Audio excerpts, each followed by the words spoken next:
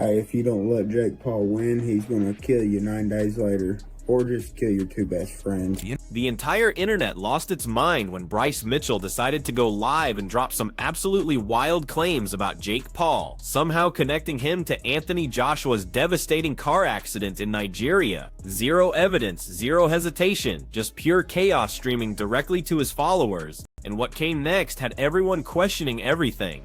So stupid. So stupid.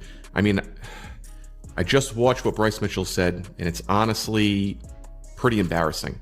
And for a grown adult to come out and say this, it's reckless. He's saying that if Jake Paul doesn't win fights, people end up dead. He thinks he's brave for saying this. It's not smart. That's just saying crazy stuff with no proof. He went further.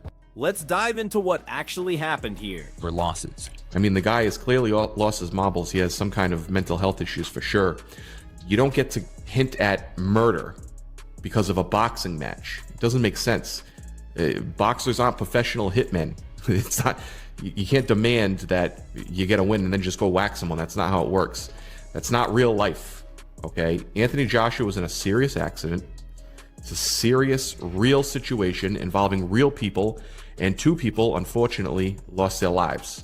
So December 30th, 2025 rolls around and UFC fighter Bryce Mitchell drops this 13-second bombshell video across his social platforms. This was 9 days after Anthony Joshua absolutely demolished Jake Paul in round 6 of their December 19th Miami showdown. This was also just 1 day after Joshua barely survived that horrific car crash in Nigeria that took the lives of 2 of his team members.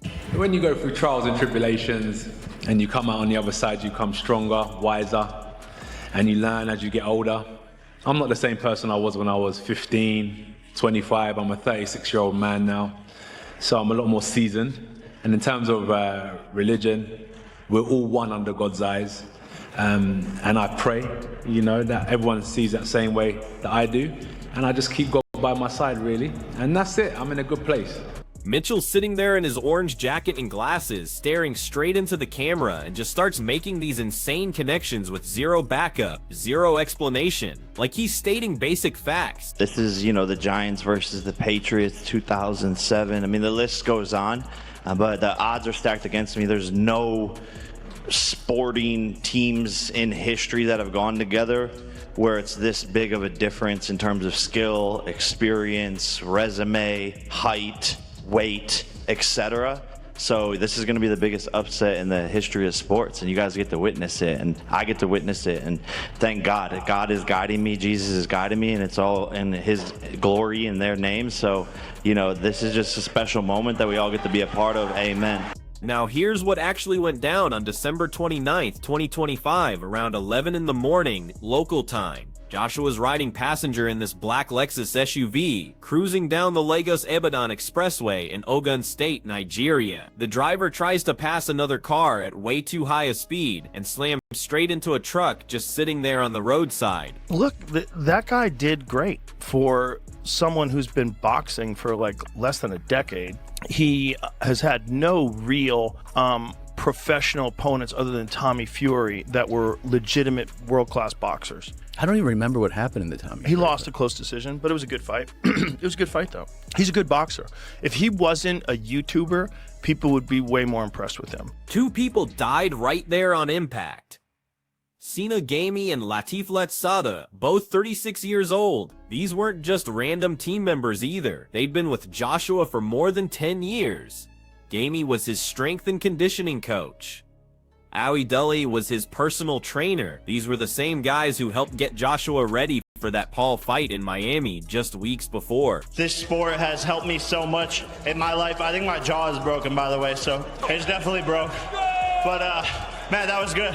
Nice little ass whooping from one of the best to ever do it. So I love this shit, and I'm gonna come back and get a world championship belt at some point. Are you surprised you went 6 rounds with the former 2-time unified heavyweight champion? Honestly, I'm not surprised. I just got tired. Joshua walked away with some cuts and bruises. They rushed him to a medical facility in Lagos just to be safe. The Federal Road Safety Corps jumped on the investigation immediately. Their early findings pointed straight to excessive speed and dangerous overtaking as the cause. Some reports mentioned maybe a tire blowout, but here's what they didn't find: any sign of foul play whatsoever. No criminal investigation got opened. Nothing suspicious at all. Don't do this very long, because there's a price that you pay that is not worth it. Yeah. It's not worth it. And that price is depression, deep depression, a severe brain imbalance that's going to lead you to addiction. It leads so many people to impulsive behavior. So many people become gambling addicts, drug addicts, alcoholics after their fighting career. Yeah. It's you could only take so much. And at a certain, like that one that he got from Joshua, ooh, you know, say if you have like a punch card, you have like so many punches that you can get in your life, which I believe you do. Nigerian President Bola Tinubu personally reached out to Joshua in the hospital and publicly honored the victims while sending condolences to their families. So as far as I'm aware, what actually happened was that the driver was undertaking and trying to get ahead of the vehicle ahead, and in the process crashed into a stationary truck.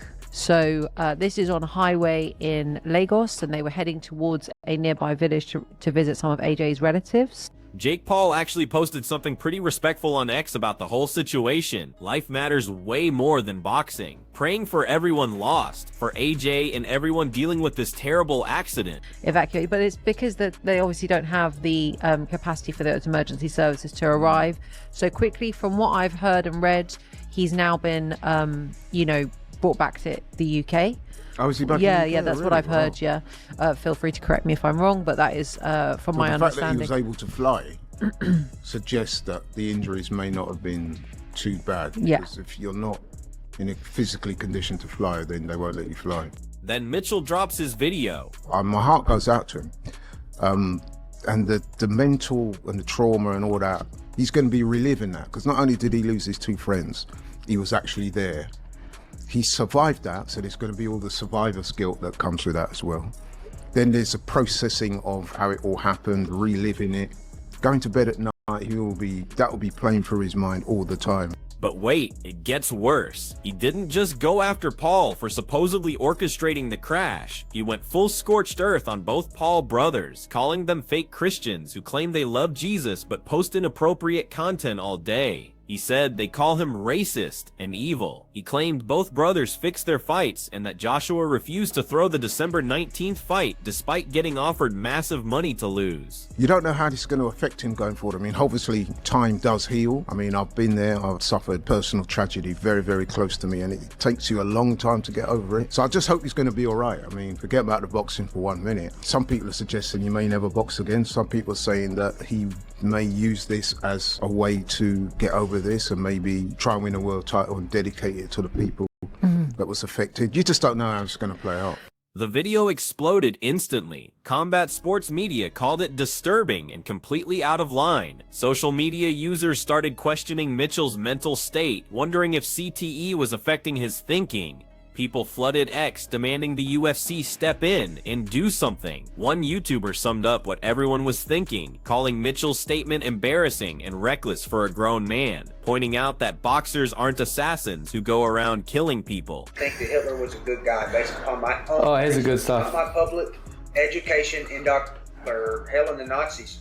I really don't think that he was, because I honestly think that Hitler was a good guy based upon my own research. The timing created this perfect storm of toxicity. You've got a boxer who just scored the biggest win of his career in years. Two of his closest friends died days later in a tragic accident. And then a UFC fighter known for conspiracy theories decides to connect these events publicly with zero proof. Fought for his country. He wanted to purify it by kicking the greedy Jews out that were destroying his country and turning them all into gays. They were gaying out the kids. Gaying it up, baby. Queering out the women. They were queering them out. The dudes.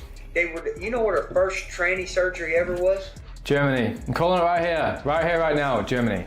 Happened to be in Germany. Yeah. Hitler took over. You know the books that everybody makes fun of Hitler burning? You know what the books was? This wasn't Mitchell's first rodeo with controversy, not even close to his most extreme statement, but this was his most direct accusation against a real person in connection with actual deaths. Where does Bryce Mitchell go from here?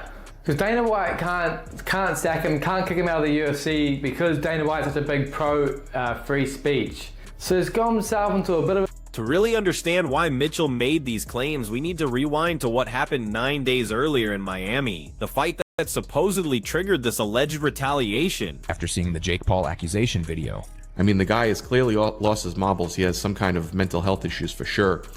You don't get to hint at murder because of a boxing match. It doesn't make sense. Whether driven by The December 19th, 2025 showdown between Jake Paul and Anthony Joshua represented everything people either love or hate about modern boxing. You had this YouTube star with a 12-1 record stepping into the ring against a two-time unified heavyweight champion who had Olympic gold in 26 knockouts and 29 victories. Anthony Joshua was in a serious accident.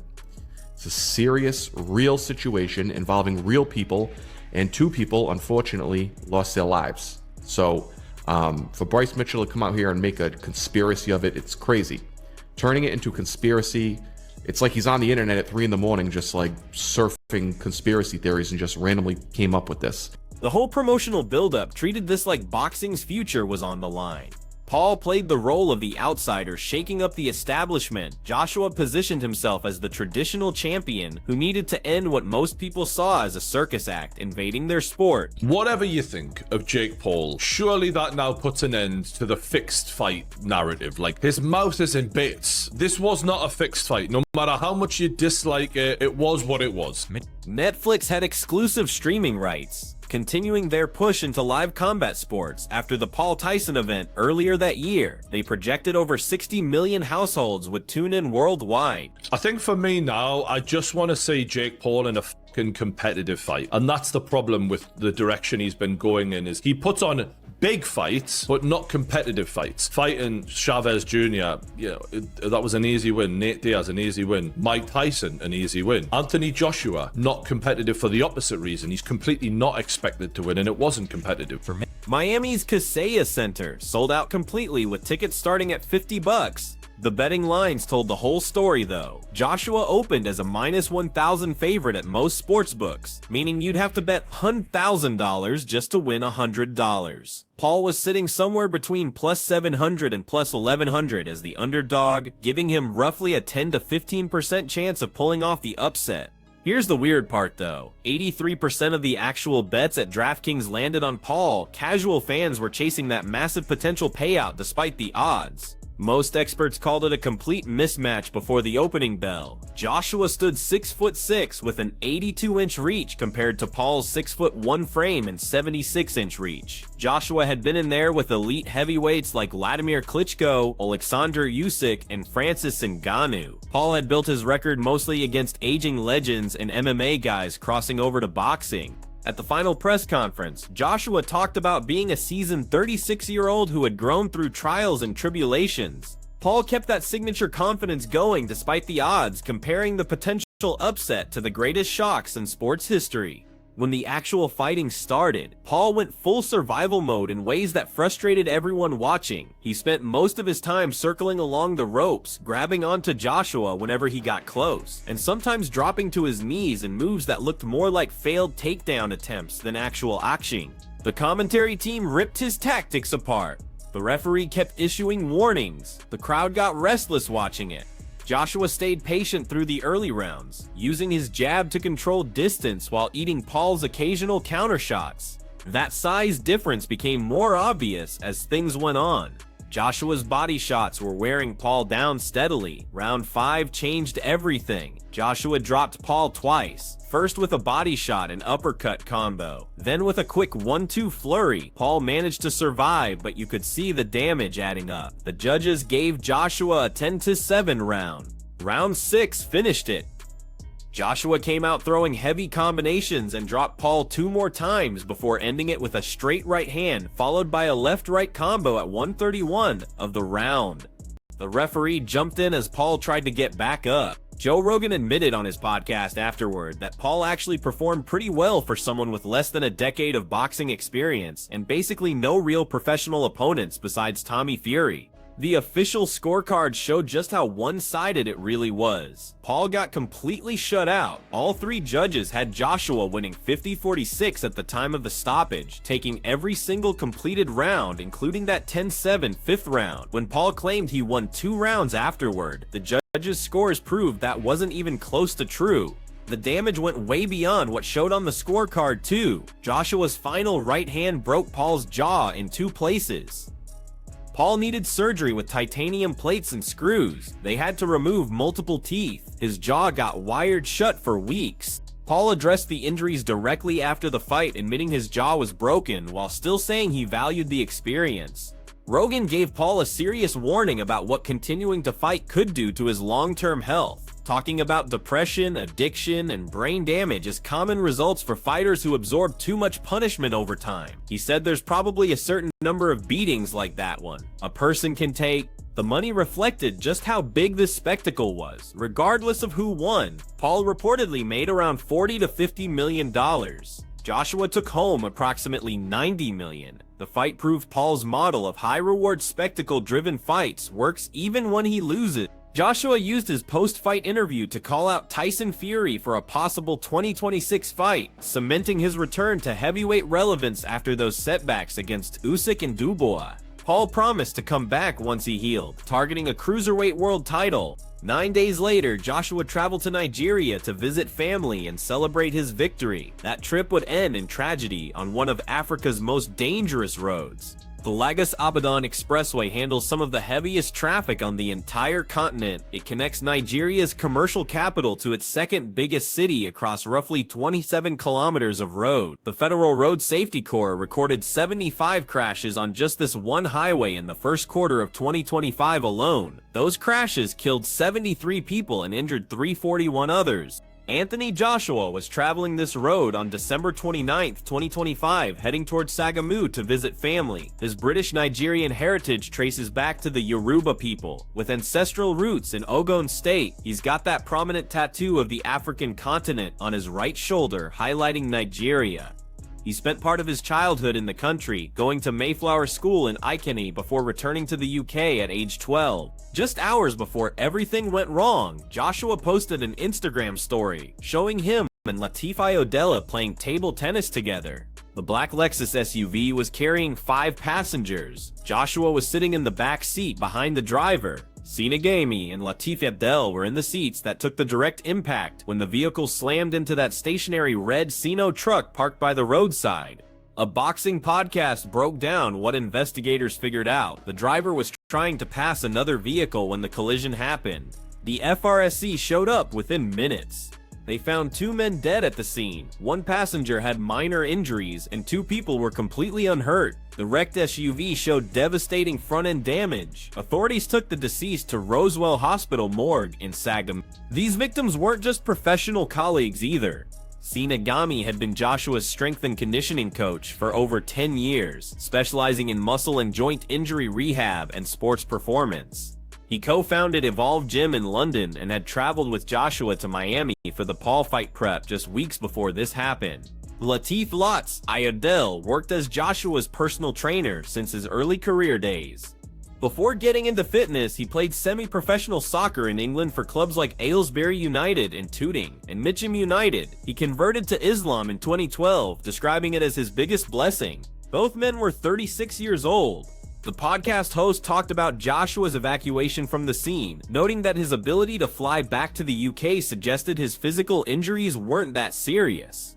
He was sitting upright in the police vehicle. But physical injuries only tell part of this story. The host talked about the psychological trauma Joshua would have to carry, the survivor's guilt, replaying those events over and over, knowing he lived while friends sitting right beside him didn't make it out. Eddie Hearn, Joshua's promoter at Matchroom Boxing, put out a statement calling Gami and Ayodele 2 great men and asked for privacy for the grieving families. Fellow boxers like Chris Eubank Jr. mourned them as genuinely good people and fallen soldiers. President Tinubu's public recognition of the victims carried serious weight in Nigeria. He said he spoke with AJ personally to convey condolences over the passing of his two close associates, Kelvin Latife Odell and Sina Gamey. He called it an immense tragedy that casts a deep shadow on this season and sympathized with Joshua and his family dealing with the emotional weight of this unfortunate incident. The crash brought renewed attention to Nigeria's road safety crisis. FRSC data showed over 5,421 deaths and 9,570 accidents nationwide in 2024, with excessive speed and dangerous passing as the top causes. The Lagos-Ibadan Expressway earned its reputation as the country's deadliest through consistent carnage. Over 45 people died on that stretch across a 27-month period. People immediately started wondering about Joshua's boxing future. The host questioned whether he'd ever compete again after trauma like that, or whether he might channel his grief into future victories. Into this atmosphere of mourning and uncertainty, Mitchell decided to inject his conspiracy theory. While families grieved and a boxer processed survivor's guilt, a UFC fighter with a long history of extreme statements decided to blame Jake Paul. But this wasn't Mitchell's first time making headlines for all the wrong reasons. His pattern of controversy goes back years. Bryce Mitchell came into the UFC through The Ultimate Fighter undefeated in 2018. The Arkansas native built his reputation on elite grappling, including a rare twister submission against Matt Sales that put him among the few fighters to ever pull off that technique in UFC competition. His career record sits at 18-4 as of late 2025. His fighting achievements matter way less than his pattern of controversy though. Mitchell has spent years building a persona that mixes combat sports with conspiracy theories, religious fundamentalism, and inflammatory statements that consistently create backlash. He thinks the earth is flat. He's challenged Joe Rogan to debates about it. He claims gravity is fake. He pushes anti-vaccine views, connecting them to government control and various health problems. He homeschools his son to avoid what he sees as indoctrination in public schools. In January 2025, Mitchell's podcast Arkansas-Kitty aired what became his most notorious episode. On camera, he stated that based on his own research, he believed Hitler was actually a good guy. The host couldn't believe what he was hearing. Mitchell kept going with his reasoning, claiming Hitler fought for his country and wanted to purify it by removing Jews and burning books about homosexuality, books about weird stuff, gay books, nice Hitler books. UFC CEO Dana White responded publicly, calling Mitchell's statements dumb, ignorant, and beyond disgusting. However, White cited free speech principles and refused to discipline Mitchell, suggesting fans could just watch him get beat up in the Octagon instead. Mitchell posted an apology on Instagram, clarifying he's definitely not a Nazi. Then in December 2025, around Christmas, he doubled down saying he had no regrets about the statements, calling his intelligence a curse. The commentator highlighted the awkward spot Dana White found himself in, unable to fire Mitchell despite the outrage because of his public commitment to free speech. Mitchell stays tight with Jake Shields, a former UFC fighter turned far-right commentator. The two train together, appear on each other's podcasts, and publicly support each other through various controversies. Shields defended Mitchell after Dana White's criticism and shares similar views on conspiracy theories, vaccines, and mainstream narratives. Mitchell's recent fighting career shows mixed results. He took a first-round knockout loss to Josh Emmett at UFC 2096 in December 2023 and a second-round submission loss to Ilia Topuria at UFC 314 in April 2025. He bounced back with a unanimous decision victory over Sage Nurmagomedov on July 26, 2025, surviving an early knockdown to grind out a win through grappling control. Some people wonder if CTE is influencing Mitchell's increasingly wild public statements. Research from Boston University shows over 90% of examined former NFL players had chronic traumatic encephalopathy, with similar findings coming out in boxing and MMA. Symptoms include impulsivity, paranoia, mood swings, and delusional thinking. One commentator directly questioned Mitchell's mental state, wondering whether it's CTE, genuine belief in conspiracy theories, or calculated controversy for attention. Mitchell's accusation against Jake Paul represented his most legally dangerous statement yet. Previous comments about Hitler, flat earth, and vaccines created backlash, but targeted abstract concepts or historical figures. The car crash video accused a living public figure of orchestrating deaths. The question now is what consequences Mitchell will face, if any, and what his accusations mean for everyone involved in this mess. The legal framework around Mitchell's accusation creates real exposure by suggesting Jake Paul orchestrated fatal violence as payback for a boxing loss. Mitchell potentially committed defamation per se, false statements that damage reputation without needing proof of harm because they allege criminal behavior. Paul's team had already shown they're willing to go to court. After the Joshua fight, Paul announced he was pursuing legal action against critics claiming the fight was fixed, pointing to his broken jaw as proof it was real. Mitchell's accusations go way beyond fight-fixing claims into territory, alleging murder. For a defamation case to work, Paul would need to show Mitchell's statements were false, made with actual malice, or reckless disregard for truth, and harmed his reputation. The complete lack of evidence supporting Mitchell's claims would strengthen any potential case. Nigerian authorities blamed the crash on road conditions and driver error. No investigation into foul play ever opened. No evidence connected Paul to any part of the incident. The moral issues go beyond legal risk, though. 2 men are dead. Their families are mourning. Joshua watched friends die in a crash he survived. Mitchell turned this tragedy into social media content without caring about the human cost of his words. One commentator captured the frustration shared across the combat sports community, calling out Mitchell for turning a real tragedy involving real deaths into conspiracy content. Calls for UFC discipline got louder after the video dropped. Fans argued the promotion had tolerated too many of Mitchell's inflammatory statements without consequences. Others pointed out the UFC's historical reluctance to police fighter speech outside the octagon. The incident highlights broader problems within combat sports. Conspiracy theories have infected the industry for decades, from fixed fight allegations dating back to boxing's earliest days, to modern claims about Paul's opponents. The mix of celebrity influence, huge paydays, and social media amplification creates perfect conditions for speculation, regardless of evidence. Jake Paul himself sits at the center of this ecosystem.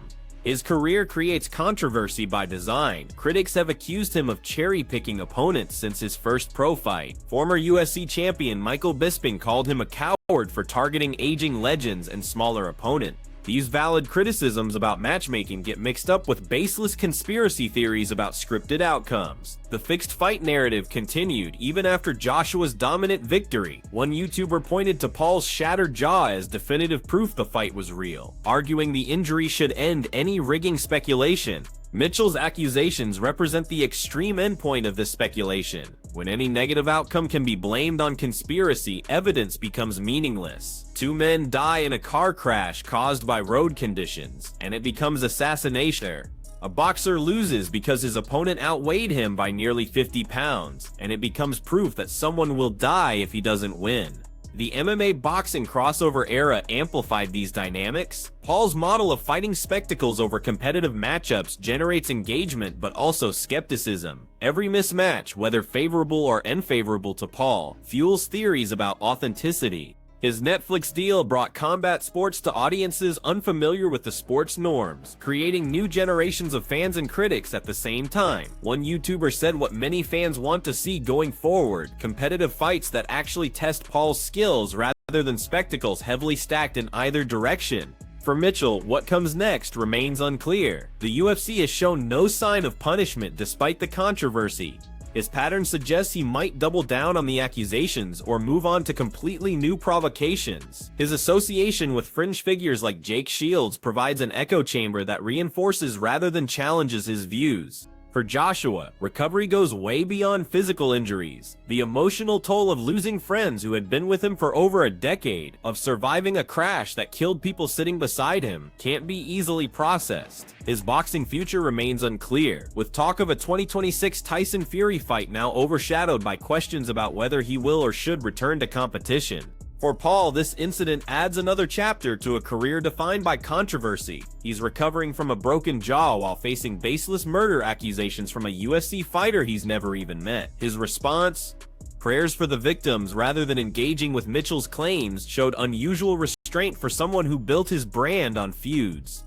The families of Sina Gami and Latifa Adela received the cruelest treatment of all. Their grief became content for a conspiracy theory. Their loved ones' deaths became evidence for an accusation with absolutely no foundation in reality. The machinery of social media engagement transformed tragedy into controversy without pause for basic human decency. Combat sports will keep generating conspiracy theories. Jake Paul will keep creating controversy. Bryce Mitchell will probably keep making inflammatory statements. The question is, what accountability, if any, exists when speculation crosses into accusation and tragedy becomes content?